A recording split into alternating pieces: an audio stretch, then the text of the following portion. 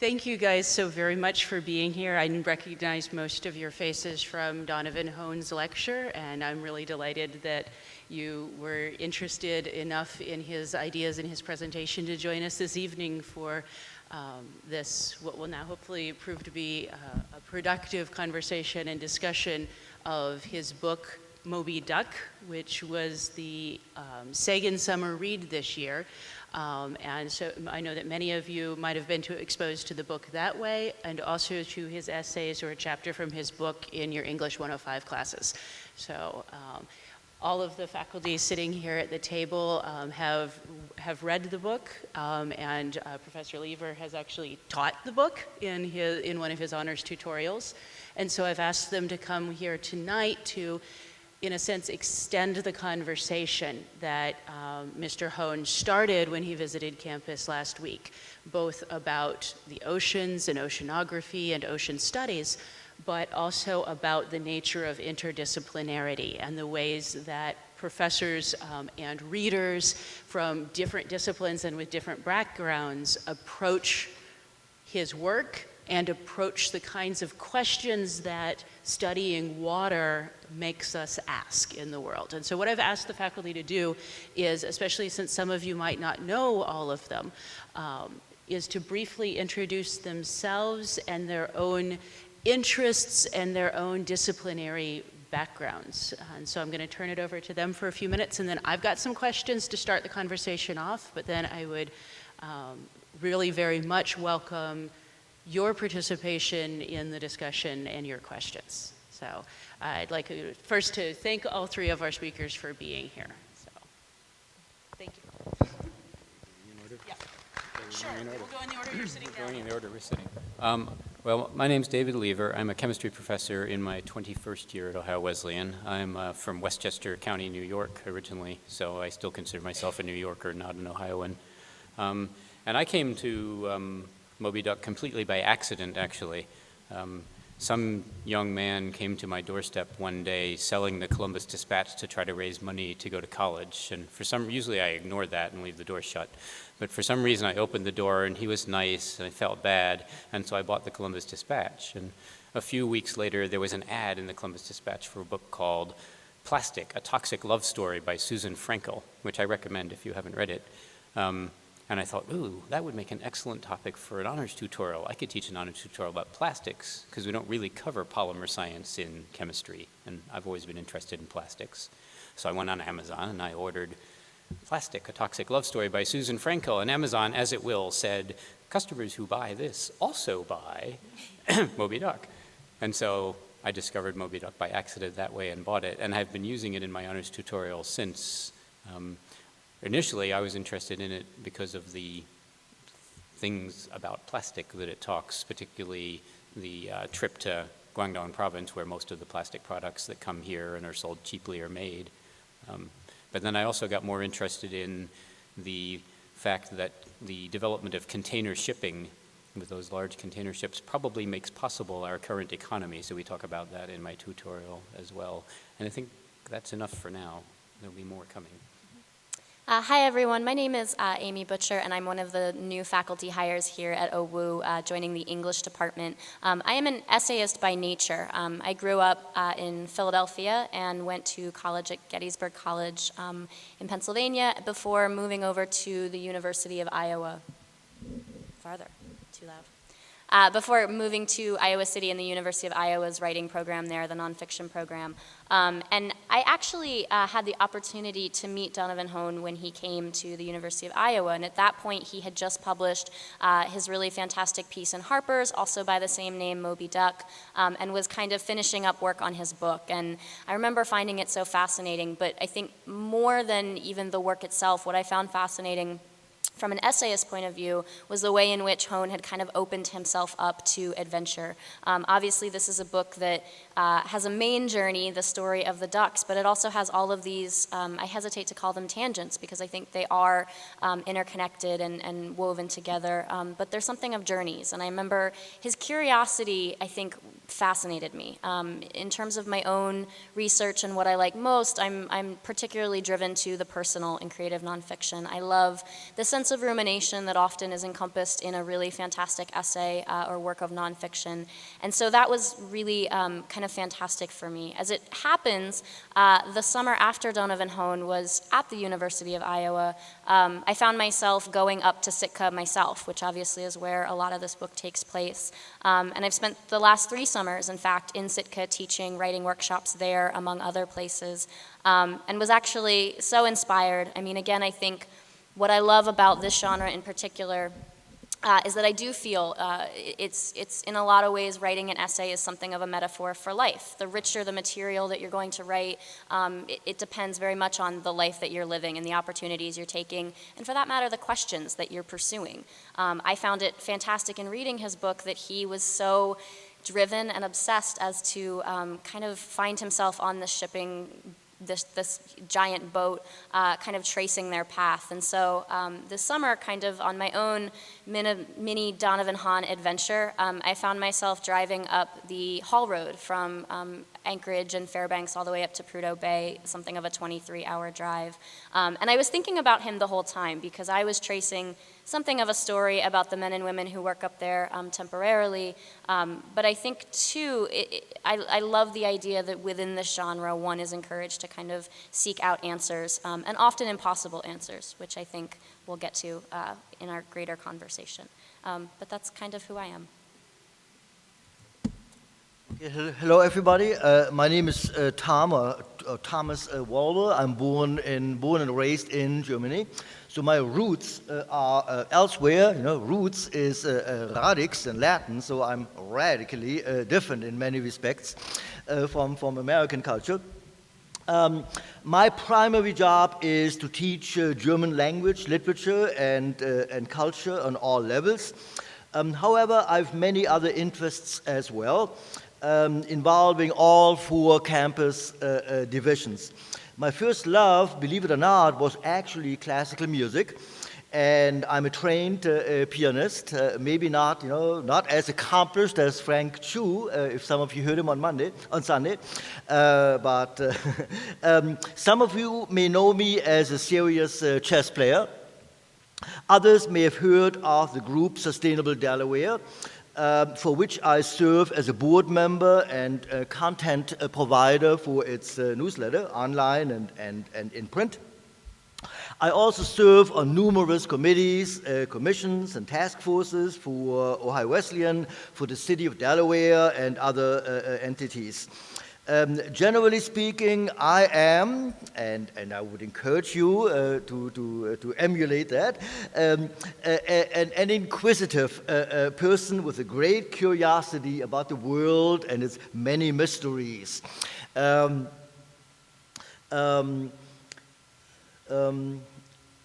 There's not a day. I'm sorry. There is lots to discover and explore, and there's not a day on which I do not, discover and explore something new. And in my opinion, that process should never stop. You should be curious and inquisitive until the day you die. If and when that stops, I know that my life, as I've known it, is over. I've always defied, the compartmentalization that we are all used to, that we practice here and at colleges and universities worldwide. I read and write a lot about all kinds of things. An example for a recent piece is a report for the city of Delaware. About the problem of sidewalk heaving due to tree roots, which is a very costly thing for the city. We are talking about hundreds of thousands of dollars, and ways to mitigate this costly challenge. So I'm involved in many things, and maybe a good example for for the value of interdisciplinary thinking, of liberal arts, because I make connections. I can bridge the gap between the humanities and the sciences. I find connections, I find bridges, I find common ground, and that is very helpful in many instances. And I love what David's story. Knowledge is often acquired totally by serendipity. You talk to a friend, you see something in the newspaper. I found many used books, here and there, on flea markets or garage sales or Goodwill, or bought them new in the bookstore. And you never know what to expect. And in my opinion, it is important to keep your mind open, wide open, your eyes and ears, open, and continue to be curious and nosy, and be receptive to new data, new information, new knowledge. That is important. So once your mind becomes compacted and closed, that would be the day when you stop learning, and that day should never really come. That's actually a perfect segue to the question that I wanted to ask them next, which was, as I'm sure you've noticed, there are what OWU would categorize as 2 humanities professors and 1 social sciences professor up here, and only 1 science professor, even though the theme of this colloquium is one that seems on the surface to be largely a scientific one. Yeah, you caught that.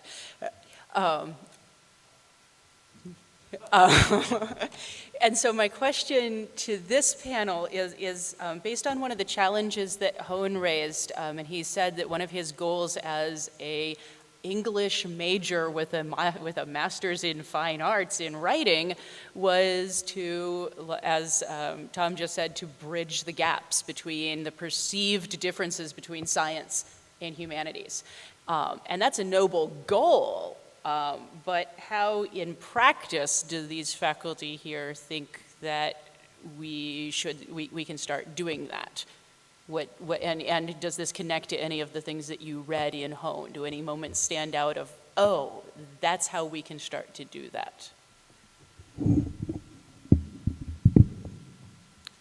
Well, that's kind of a tough question, which I wish someone else would have taken first. But because in the core courses that I teach most often, which is general chemistry and organic chemistry, primarily for pre-meds and pre-professional zoology majors, there's no bridge at all to the humanities. It's all science all the time, and there isn't any room for anything else.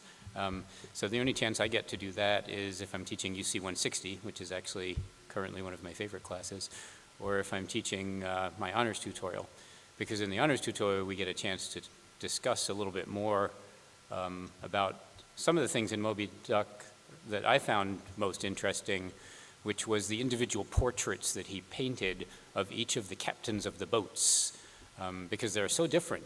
The heavy-set Dr. E in Chapter 1 is very different from the stoic captain of the large freighter that's carrying these container ships and got into it for a completely different reason. And then the interview with Bob Moore on the Alguita. And in pretty much every environmental setting that you see, any movie or any book that's written about that, you will see Bob Moore on the Alguita. So Donovan Hone made it sound like it was really difficult to get on that boat and he had to prove himself. It can't be, because I've seen countless other people on that boat interviewing Bob Moore. He must make quite a living with little helicopter tours. But then he's also very different from the Chris Pallister, who's like driving this little rinky-dink boat across the bays of Alaska, and he must know what he's doing because he'd be dead if he didn't know what he was doing. So the individual portraits of those people were great, and one of the things I got from reading Moby Duck that does tie these to the humanities is a much greater appreciation for Moby Dick, which I was first forced to read, emphasis on forced, in 8th grade when I had an English teacher who really wanted to teach college English and thought he would try to teach college English to 8th graders. It didn't work very well, and I was convinced until quite recently that Moby Dick was the worst book ever written, a title which I now reserve for Jane Eyre. But the references in the notes really fascinated me and it gave me a much greater appreciation of Moby Dick. I haven't actually gone so far as to go back and read the entirety of Moby Dick, but there are things about Moby Dick that I recognize that Mr. De Caro was trying to teach me in 8th grade English and failing utterly, that Donovan Hone managed to teach me through my reading of Moby Dick. Yeah, I mean, I think it's really interesting. I mean, again, I'm coming from a creative nonfiction background, and so when I think about the works that I love the most, and I quite liked Donovan Hone's book, I think what I'm responding to most is the idea that this is an author who isn't tremendously curious. And this is because we all live in this world, we share this idea that it's complicated, that the questions of truth are complicated. And so for me, I think the writing that I feel most moved by is the kind that engages in this kind of in-between space or this shady gray area, which I think he kind of does. I mean, he's certainly adrift in this book, certainly physically, obviously. I know, the puns are inevitable. But also, I think mentally, emotionally, this is a man who is preparing to be a father, is preparing to, attempt to be this figure and raise a new life. And I think there are questions and insecurities abound there. And so it makes sense that, of course, he follows these ducks. And I find that so fascinating. In a lot of my classes, I regurgitate this wonderful line by Vivian Gornick, an essayist whose work is, I think, really important. And she talks about the idea that a really good work of creative nonfiction, and this is an abstract idea, so bear with me, but is one that takes the reader on a journey, makes the piece arrive, and brings us, the reader, into a clearing where the sense of things is greater than it was before. And I like the abstract notion of that because it's kind of engaging the mind. It's the question of rumination. No work should begin, in my opinion, the best works don't begin in terms of creative nonfiction with knowing exactly where we're going to go. And Hone kind of completely embraces this. He doesn't know where he'll find himself physically, also mentally, emotionally. I mean, another thing I think is it's a matter of trying to engage this curiosity that we have when we're little. I think it's easy in this day and age and at our respective ages to get a little overwhelmed with the things that we have to do, and there's always something more to do. But I think it's a matter of trying to make room in your life for that space, that intellectual curiosity, and to foster that. Inevitably, the first week of classes, I have students that come up to me and they say, I don't know that I should be in this class, meaning a creative nonfiction class. And I say, why? And they say, well, I'm a biology major, I'm a math major, I'm a philosophy major. And I tell them that some of the best work that I've ever received from students are students who are coming from other disciplines because they've been trained in a completely different way. They're thinking about things in a completely different way. My own education was very rooted in English. I was a comparative lit and creative writing double major, and I was a part of the writing club and editor of the paper and the student journal and all of these things. But I also tried my best, and I think some of the best writing that I've crafted on my own is work that's been inspired by another discipline. And so these students that inevitably have these anxieties, I tell them that more often than not, they're producing work that is really complicated and a little strange.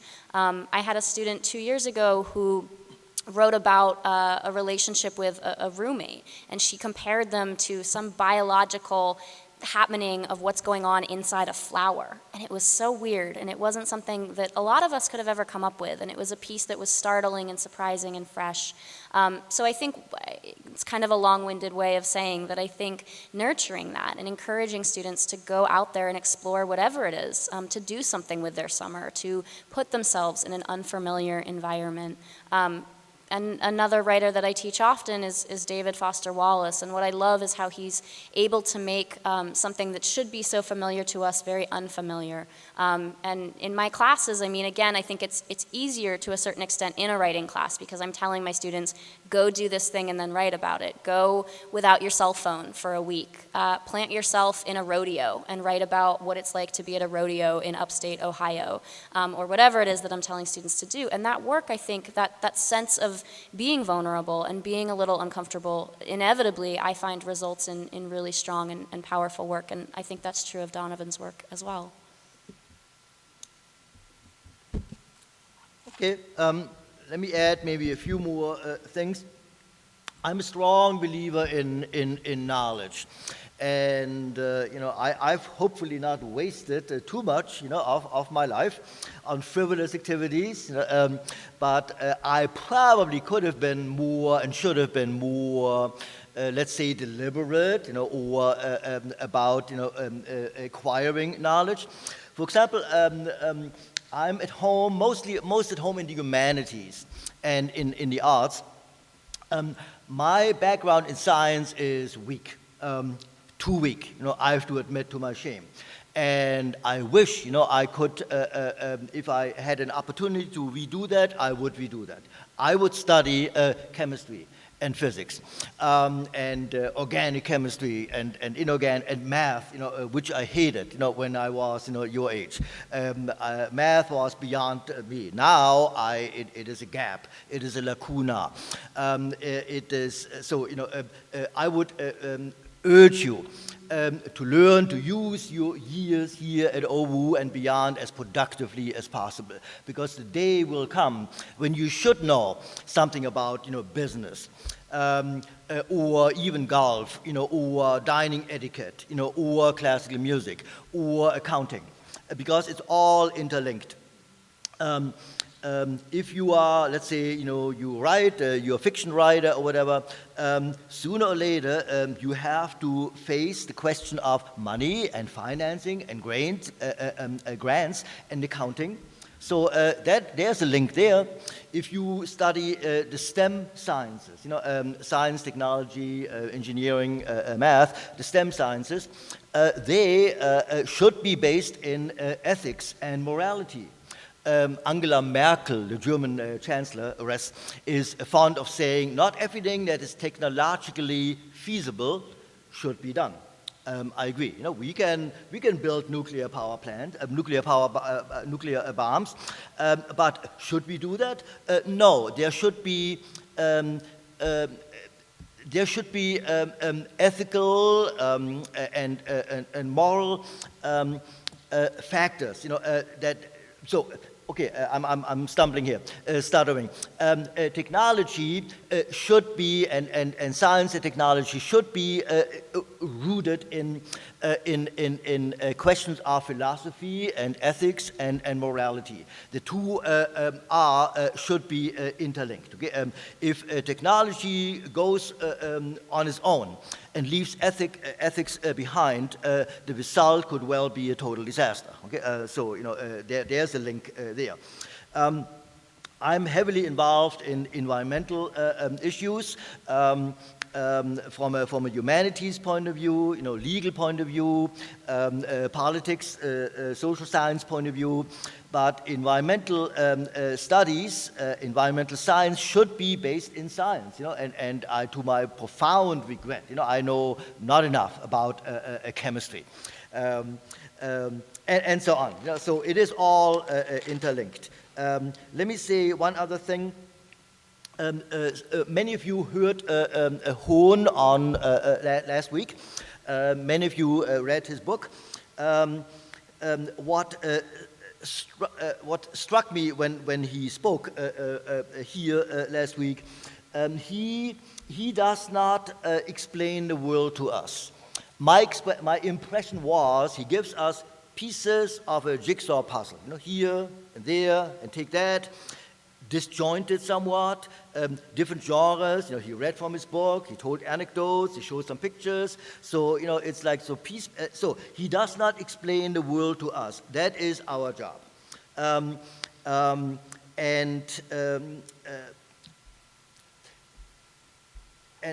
let me conclude with one other thing. If there's one thing that I disagree with Hohn, it is his fatalistic and deterministic worldview that we are all wanderers and wayfarers on a journey in transit to unknown destinations. We are all adrift, we are all afloat. There's no, we don't know where we end up. I disagree with that very, very profoundly, because not all that wander are lost, okay, as we know from Tolkien. Not all that wander are lost. We are not drifting flotsam like his rubber ducks. It is possible to accelerate or decelerate the boat, to change directions, chart a course, and even to go against the current.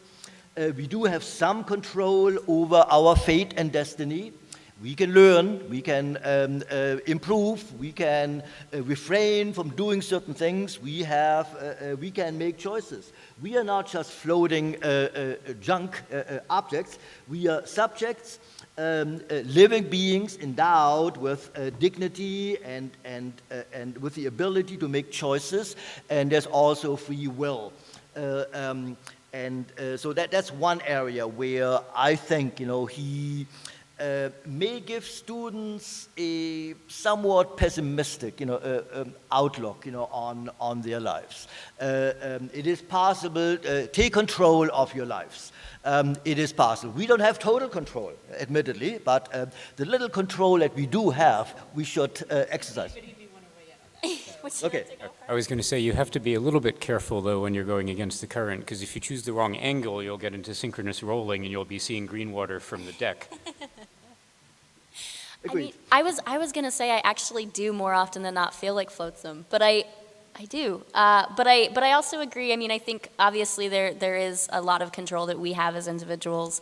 But it seems to me when I read that passage, I guess I think about, again, kind of coming from the perspective that I'm coming from, I think about art and the way that art kind of becomes part of the everyday kind of takes on the shape of art when you're looking for it. I think one of the passages I love most, and I don't quite know why, to be honest with you. I've thought about it. I don't know.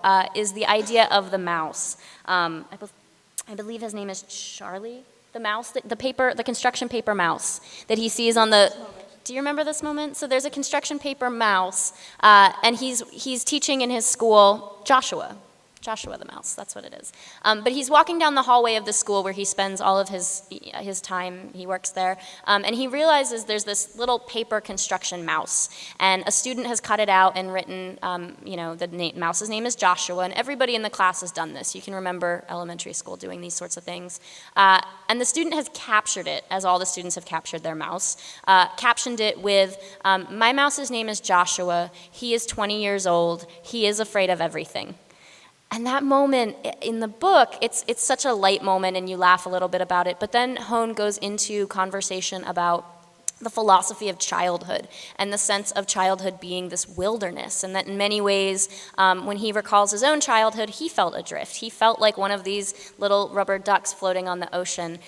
And I guess I respond to that so well because it is a very visceral image. We can imagine this paper construction mouse, but I think it's also kind of indicative of an intellectual curiosity, of a way of, as we go through the days and go through the world, we are kind of looking for connections, and we're beginning to think about, okay, how does this relate to this? And I think that's something that I see in his book and that I think is so important. I feel often very adrift, and not adrift in the large ways, but I think in terms of the mind and the way that what catches our interest and what doesn't and why. And so in my classes a lot of the time, I'll ask students, what is the heart of this particular piece for you? Where is the energy greatest? And it's often a moment that students, they're not quite sure why that is, but it's evident on the page that there is an energy there. There's a curiosity, a sense of rumination.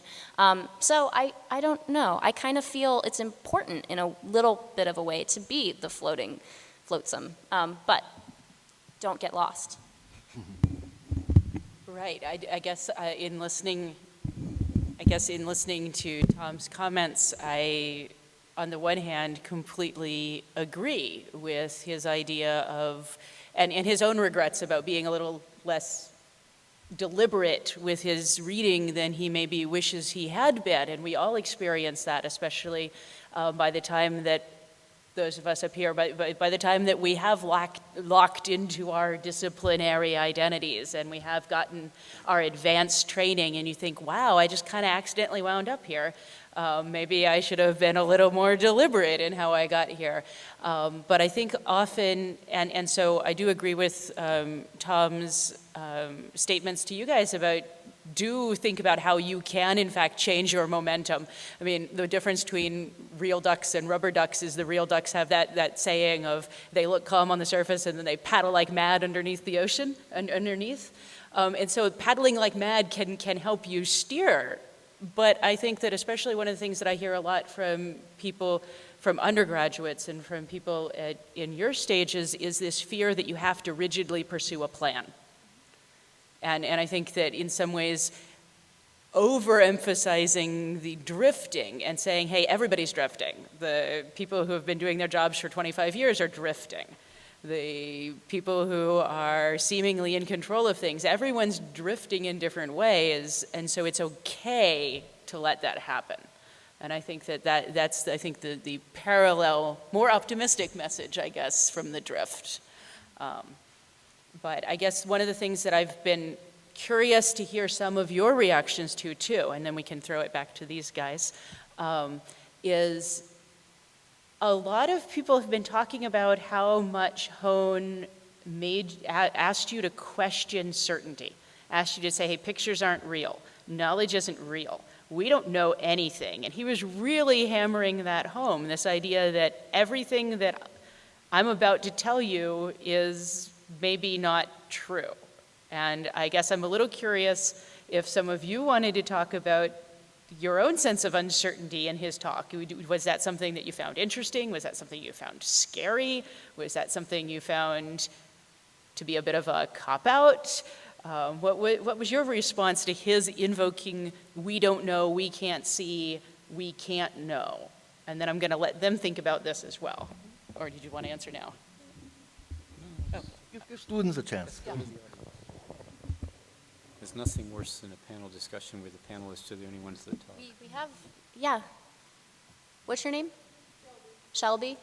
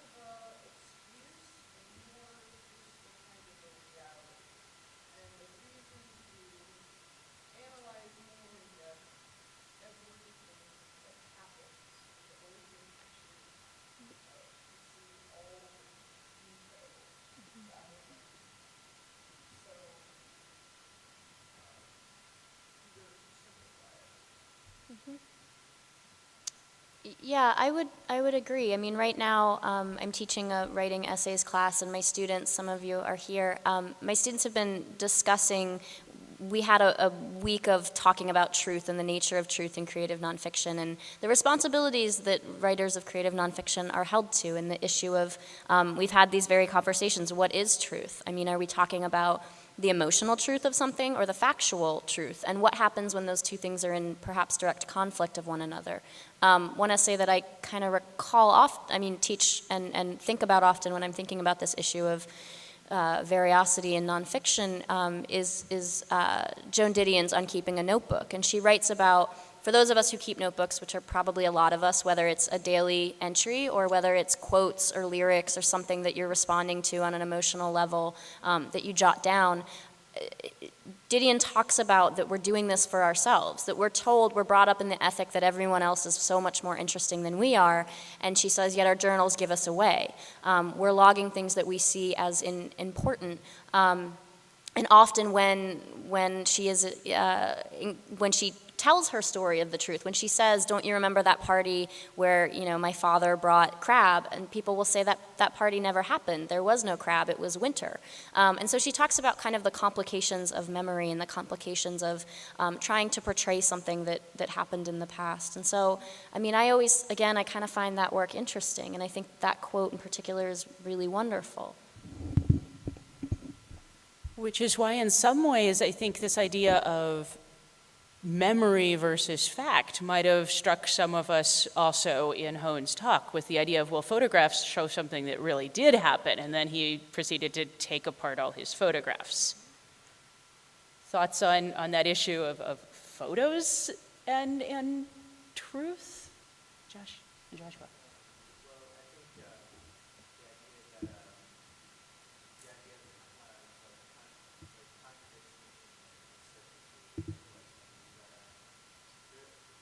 Okay. Because you're in the front row.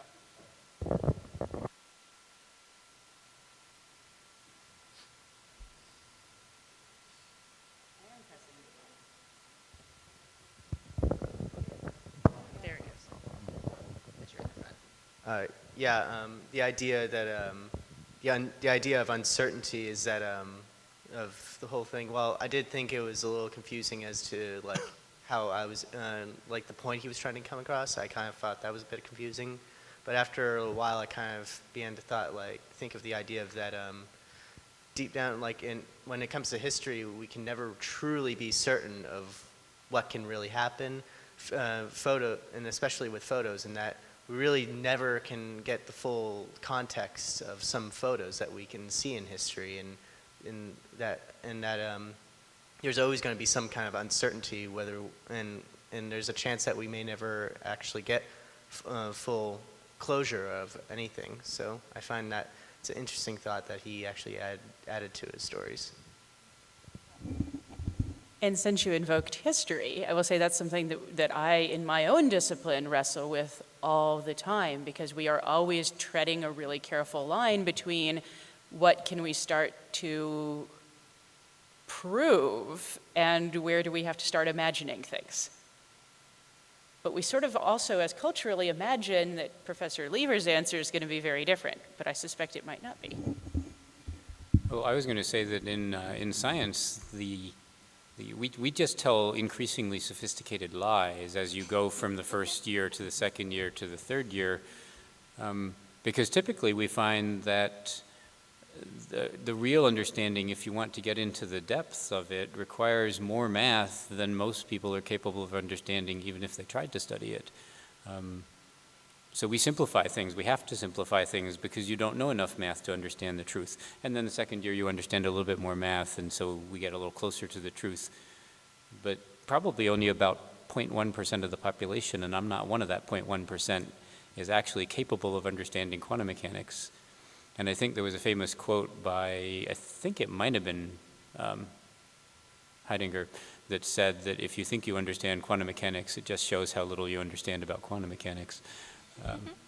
So, I mean, Shelby's probably going to hate me for this statement since she's currently in my general chemistry class, but I initially chose to study chemistry because it was easy.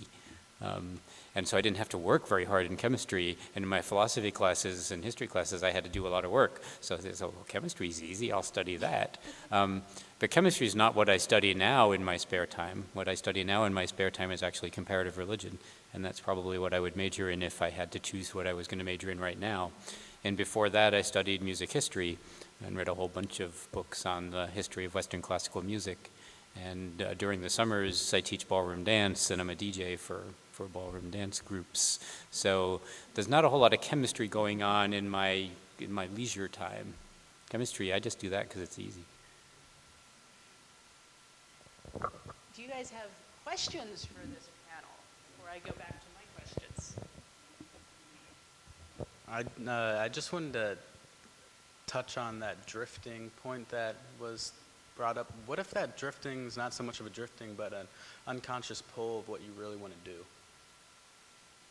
There's a famous quote that I'm trying to recall. Let yourself be silently pulled to the greater thing in which you love. And I think about that a lot. Again, I'm coming from the writing perspective. I'm saying go with that. That'll, if that's where your passion lies, you're going to probably produce something really interesting from that. But I'm curious what these guys have to say, which is perhaps a little more complicated. Well, it is, in my opinion, it is complicated. I'm a strong believer in striking the right balance. Okay, so let me qualify what I said earlier. Yes, you should try to exert some control over your life. You can control your destiny. Your fate, your destiny, your future is, to a large extent, in your own hands. On the other hand, you should continue, and I try to practice that, you should continue to be open to something new, something unforeseen, something unpredictable, something serendipitous, to use the word before. If something draws you, I would say don't, it depends on what it is. Let's say, if it's something illegal or whatever, try to not, go that route. But if it's something you are passionate about, if it's something perfectly legal and legit, There's nothing wrong in following your passion, ballroom dancing, or whatever, chess, or going on a cruise in Alaska. That's not what you did, again, try to. I would encourage you to try to find a sustainable and a healthy balance in whatever you do. That's the old Greek motto: a healthy mind in a healthy body, mens sana in corpore sano. And I strongly believe in that. There has to be a balance of a body and mind, of the natural and maybe even the supernatural, of the factual and maybe the spiritual, of the physical and metaphysical. We are creatures, we are human beings. We are not only a bunch of flesh and substance and matter. We are to a large extent also spiritual beings, metaphysical beings, open to the divine to the extent it exists and we can find it. And so I think we should again, I'm repeating myself now, try to strike a healthy balance, and that balance may differ from person to person. Does it make sense? Don't close your mind to something that pulls you, that speaks to you, that wants to grab you. Check it out. See what it is telling you. And if I can kind of just jump in too, I mean, I think I bring a relatively unique perspective in the sense that I'm new here at OWU. I've worked with 4 or 5 different universities in the past, but I can tell you quite candidly that no campus that I've ever seen, that I've visited, that I've worked for, encourages such interdisciplinary teaching as here. Furthermore, the travel opportunities that are available on this campus are absolutely astounding. And I tell all my students that I realize there are limitations, financial limitations, time limitations. I know you are all doing so many things, but it seems to me some of the greatest lessons that we can learn and the greatest bits of knowledge that we can obtain come from travel and experience. That you can enroll in a math class and go study the glaciers in Alaska, that you can go not only learn about the Globe Theater, but then go see it. I mean, it's absolutely fantastic. And so, I mean, from that perspective too, I would encourage you, there is no safe place like there is in college. This is kind of your opportunity. I realize you're burdened and that there's a lot going on and there's a lot due, but this is also kind of a safe space in which you can try out a Buddhism class, or you can go to Alaska and study glaciers. I believe that's what happened. But in any case, I mean, it's fantastic and it's wonderful. And I think if anything, all areas of your life benefit from having outside interests. In my 21 years, I found that far too few students make use of the credit no entry option, which you're allowed to use a couple of times, obviously not in your major or your distributions, but if you think you want to go and study painting and you know you're bad at it and you're probably going to struggle for a C, that's why credit no entry exists. It allows you to take that course, which would otherwise be damaging. And I've probably, in 20 years, how many advisees have I gone through? And I've probably had like 5 students take a course credit no entry. And that's a waste, really. Credit no entry means you... now we're into advising. So. Credit no entry means you sign up for the course. You declare the credit no entry option, and if you get a C- or higher, you get a credit, just shows up, pass. And if you get lower, that course never existed and doesn't appear on your transcript at all. Except that there's no fail. It just doesn't appear that you were ever enrolled. So if you lose interest in the class halfway, you just stop going and it disappears. Kind of like UC 150. Yeah, those of you who are in 150 are doing credit no entry right now. So you should not just disappear. Did you want to? Can I see your hand again? Yeah, Shelby? Here, Shelby, you're in the front. One interesting thing, I'm not used to this. One interesting thing I was thinking about since the beginning of this talk was, I was wondering, do you think I was wondering if the sciences need more humanities or if the humanities need more science? And I guess I could give an opinion, but I feel like it's better from scholars with more years. I think the sciences have progressed much more quickly and have evolved to a greater state of knowledge, and maybe ethics needs to catch up.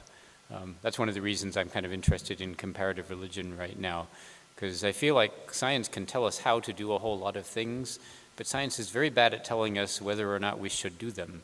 And religion should be telling us whether or not we should do them, but religion seems to be stuck like 4,000 years ago.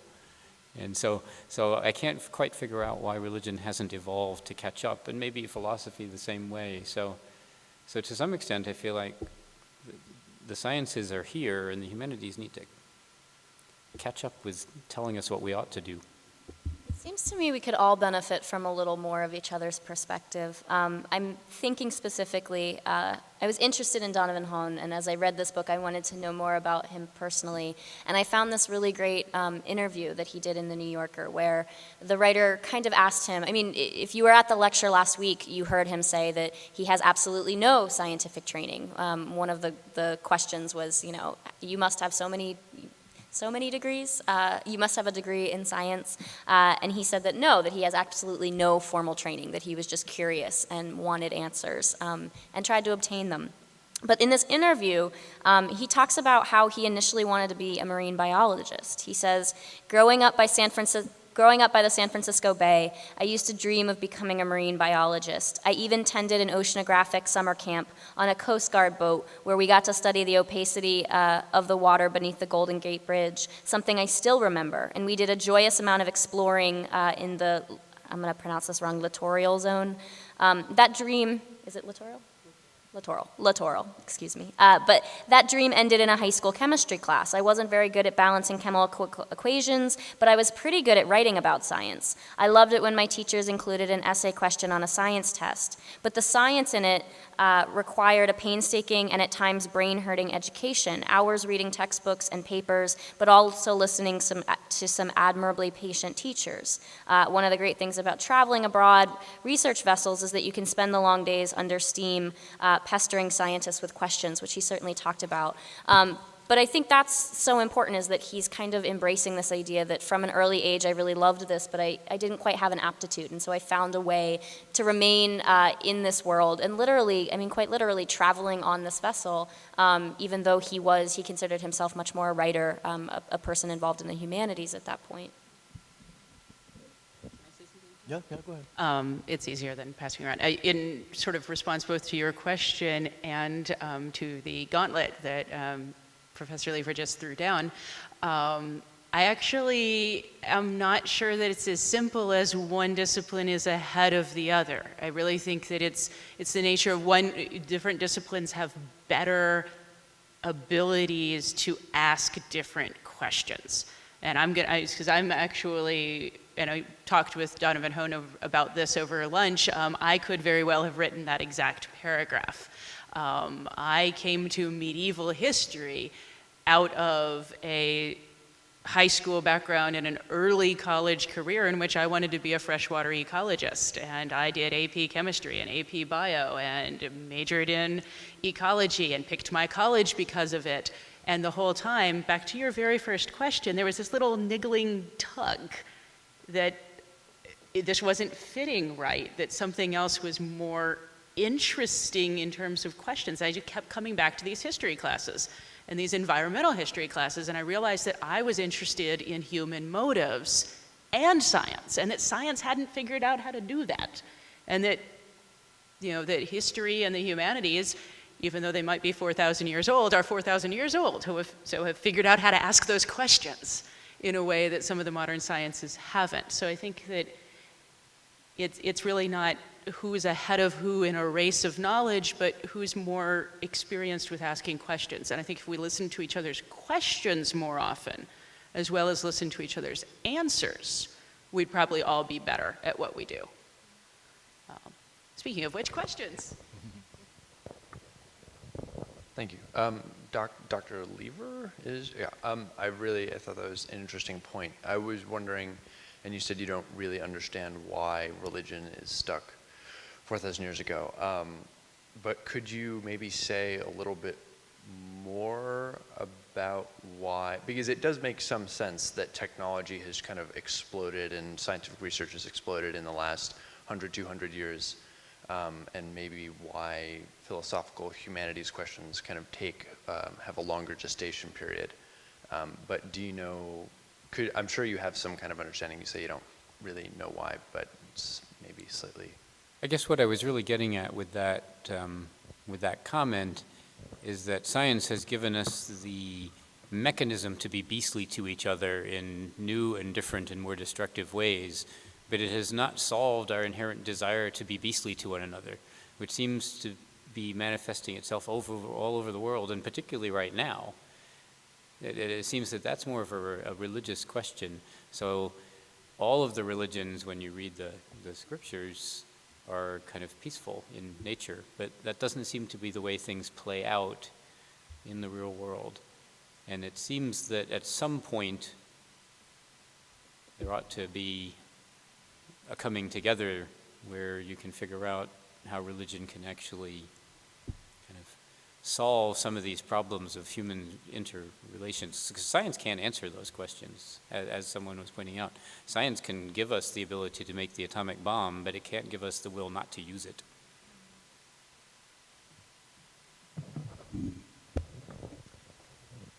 Yeah, no, it's certainly an interesting point. I guess I just wonder about something like psychology, which seems like particularly certain branches of psychology that seem kind of like a crossing of kind of a humanities type of thinking with kind of an empirical scientific approach, trying to develop, working towards ideally kind of a standardized notion of health where we could all like be peaceful together and kind of express ourselves and live in a better world. And I guess that's more of a comment than anything else, but yeah.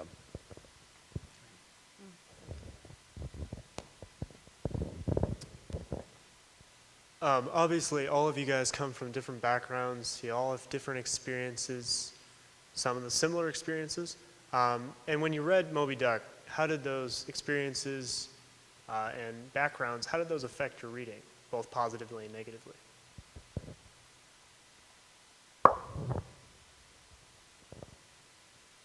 That is a good question.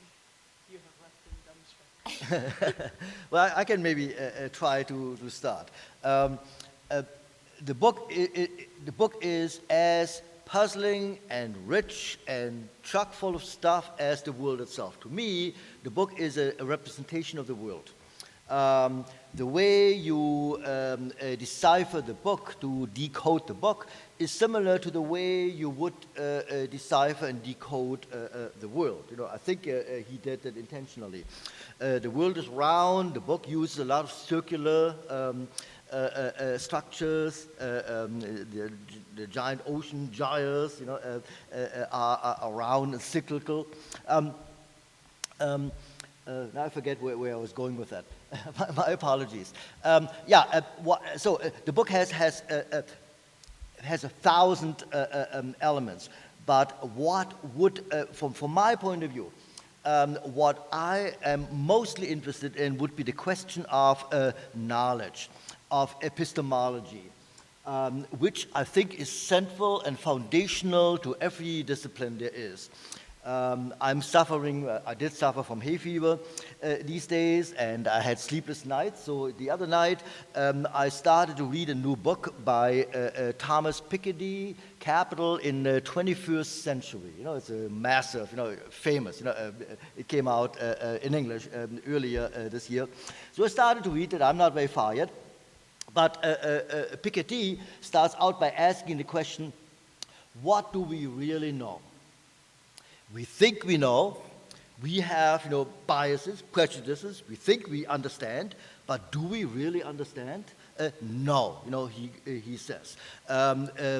We need to start from scratch, you know, clean slate, and look at the data anew, fresh. We need to ask the right questions, he urges us. What do we know, and what questions lead us to the truth? And that's the question of epistemology, that Immanuel Kant, wrote a lot about, the critique of pure reason, etc. I'm not a Kantian, but the older I get now, to me, these questions become more and more central and important. How do we know we know? How do we know what we have learned is not an illusion? A wrong perception, a bias. We think we understand the world, and races and the sciences and the weather or whatever, or a tree, but do we really, really, really deep down understand these things and the world? That's a very thorny question. It's not easy at all. So that's how, and I think the book is an introduction into that very question.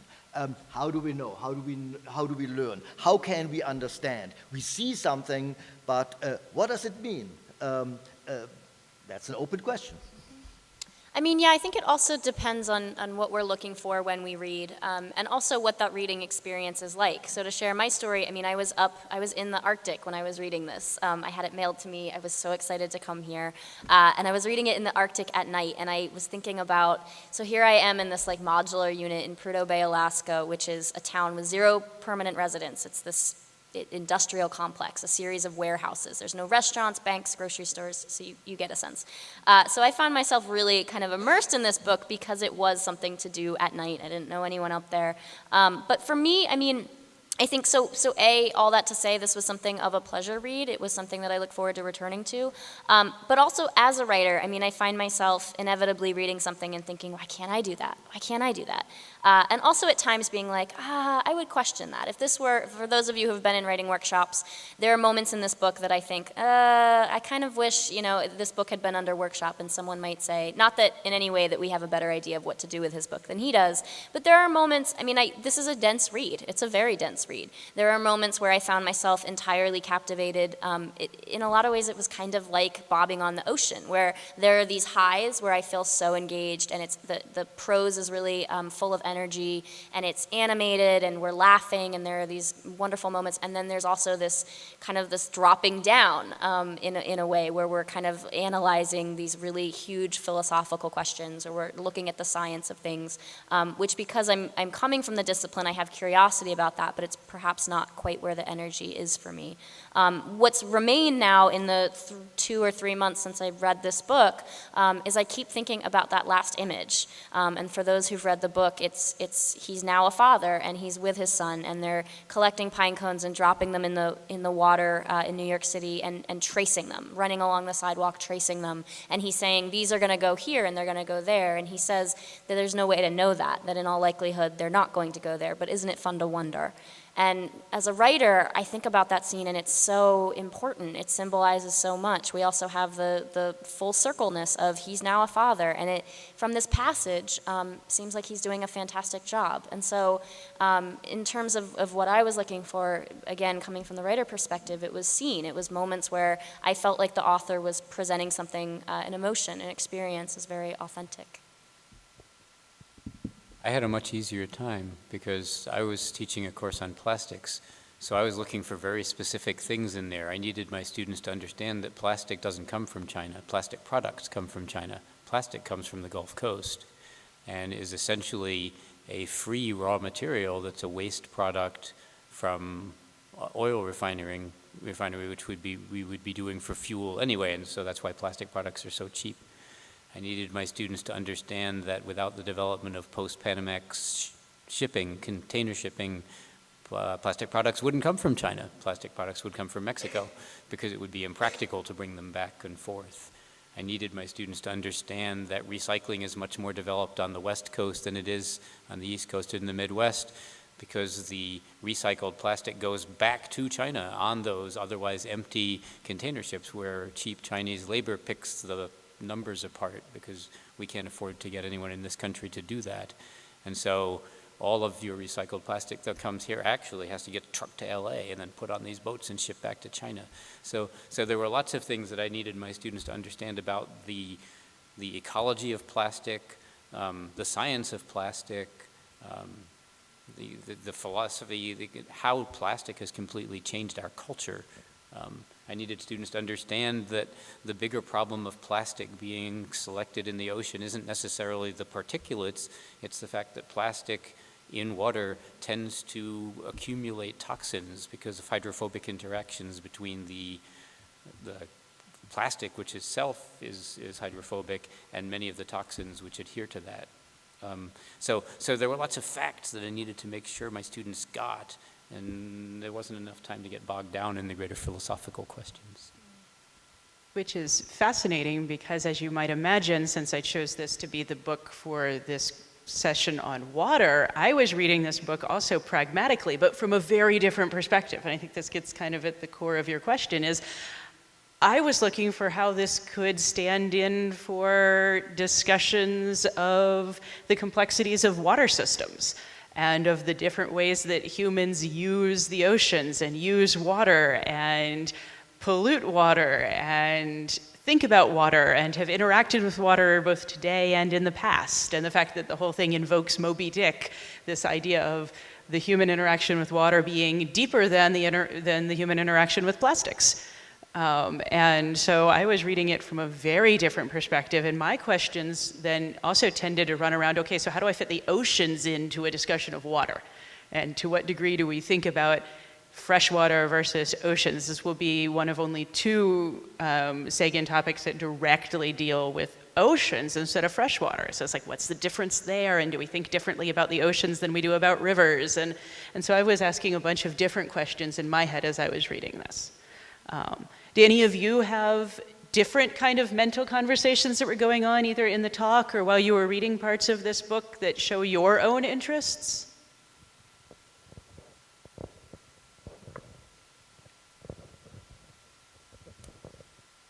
I definitely read the book with a lot of environmental interests in mind, and something that I was constantly asking myself was, when does the journey towards the truth and the journey towards putting things back in their context to find like some sort of truth, when does that become kind of a hindrance into taking action, especially with like environmental movements? Like, when does pursuing the best path kind of hinder you taking any path and taking action?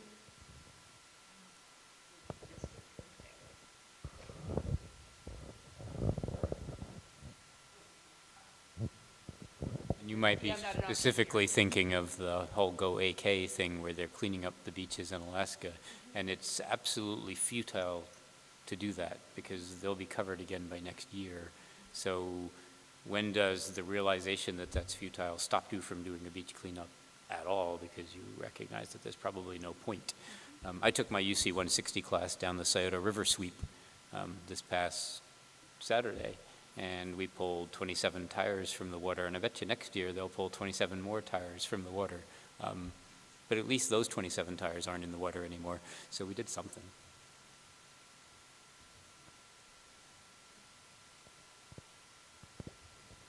Yeah, I just thought it was very interesting at the sacrifice for global money that puts the rest of the world by just polluting the oceans, which other countries rely more on for food than we do. I mean, I'm not sure how much our country relies on the oceans for food, but I know for certain a lot of other countries rely basically 100% on it. So how come we put our economics before the rest of the world's just basic services? Yeah, I imagine that people reading this kind of book with a background in global economics and global trade would see a lot of that, and even in the plastics questions, not see the chemistry of plastics going on as much as these other points that you raised about the economics of labor and all that invisible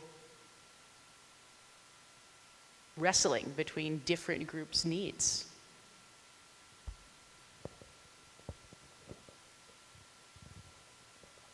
Okay, I'm not sure if I understood your question correctly, but if I correct me if I'm wrong. I do a lot of stuff for the. I'm very active in the community, city of Delaware, and let me give you one example.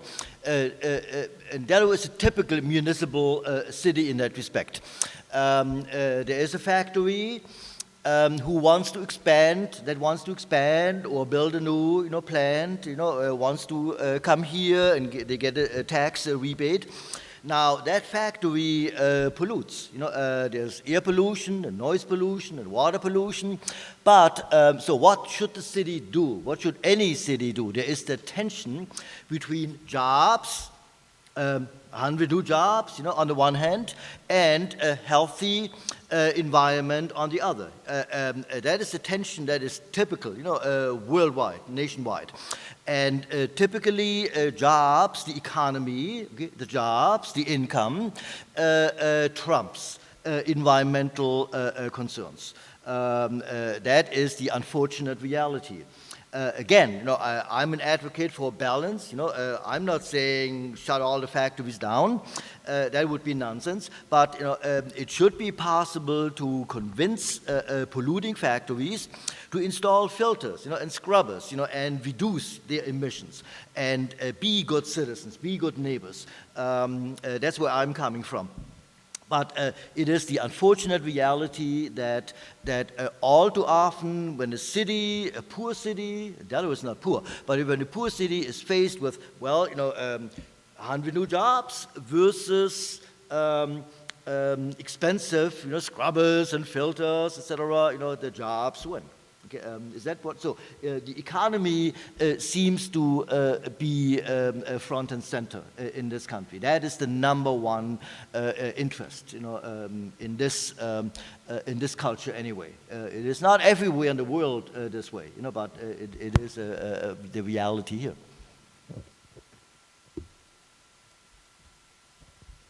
Maybe a similar question in a similar vein. Have there been countries who have complained or protested about pollution that's impacting kind of their water resources as a result of global trade that maybe they're not involved in, and they're just kind of catching the lash back and none of the benefits?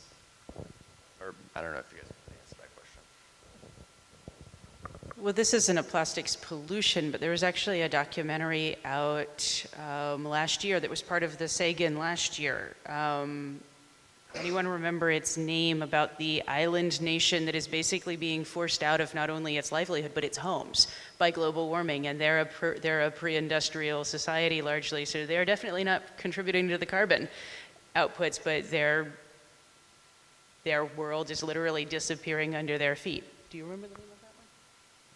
I remember seeing the movie, but I can't remember the name of it. Dr. Anderson, Dr. Larry Anderson knows the name of that, and we have it in the library. But I think there's the direct ocean pollution is harder to track for all the reasons that Hone talked about with currents and all the things we don't know still about how the ocean works. But there's definitely groups who are bringing complaints to international organizations, both charity organizations, but also the UN and other regulatory global bodies. So, yeah. But similar things have come up, in particular with respect to enforcement of the Kyoto Protocol, because the developing countries, China and India, are looking at us and saying, well, you developed with coal. We need to develop with coal because that's what we've got. Who are you to tell us we can't develop with coal the way you developed with coal, because now you've discovered that it's polluting and it's causing global warming? So the same kind of thing comes up with plastics pollution as well. And actually, one of our speakers on October 21st, Sharon Day, she's actually going to be talking about a domestic version of this that also ties into your question about how do we decide whose needs and whose priorities to pay attention to. It's not really the food issue as much as she's going to be talking about indigenous religious beliefs about the Mississippi and the Ohio rivers, and how indigenous communities' needs and resources and cultural desires are often ignored at the expense of the larger American ones. And so there are many examples of indigenous tribes in America and First Nations tribes in Canada actively working against the pollution of the respective states. There was a very successful campaign in Canada recently to stop some some deep tail mining, that the trailings that would pour into some of the Great Lakes and some of the northern rivers. And they worked together to say, hey, that's our water and your pollution, and it better not be there. And so there's a lot of that dialogue between Indigenous and First Nations groups and Canada and America, in fact, with water pollution of rivers, in particular with mining. And I wanted to respond quickly to Tom's point, where economics always seems to trump everything else. And economics, at least as taught in this country, is always based on growth. You always hear about, well, growth is going to return, and we need a return to growth, and we need to return to growth. But scientifically, growth is unsustainable. Any kind of growth is unsustainable because you will always run into the problem that the exponential function goes vertical. And there's a famous speaker from Colgate University, which was my alma mater, who says that the biggest failing of the human race is their inability to understand the exponential function. So I don't know how many of you out in the audience might be thinking about majoring in economics or economics management. Anybody? But since I'm in the gauntlet throwing business, I guess, the gauntlet I was throwing is we need a new economic model that's not based on growth, because any economic model that is based on growth is inherently going to be unsustainable and isn't going to solve the world's problems.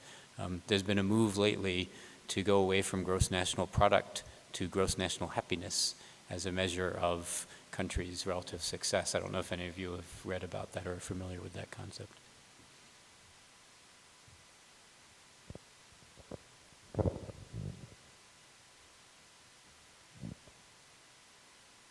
Anybody else have burning questions for each other or for the panel?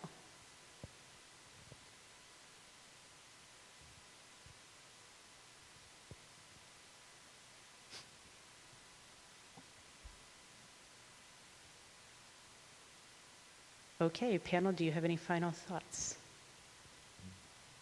Final words of wisdom. I threw my final gauntlet. I'm done. Not really. My instinct is to tell you to jump on a boat and go trace whatever it is that you're most curious about, but I realize that's a little impossible because we have class tomorrow. But remain intellectually curious. I think it seems as though most of you are, but I think that's, again, kind of where the knowledge really happens, in the classroom, but then beyond it as well. And ideally, here you're getting your education and you're having the tools to kind of go about and explore, and you should. I can second that emotion, yes. Follow your heart, follow your passion, but don't be reckless. Don't use your noggin. Don't lose your head. Again, there has to be a balance of heart and head.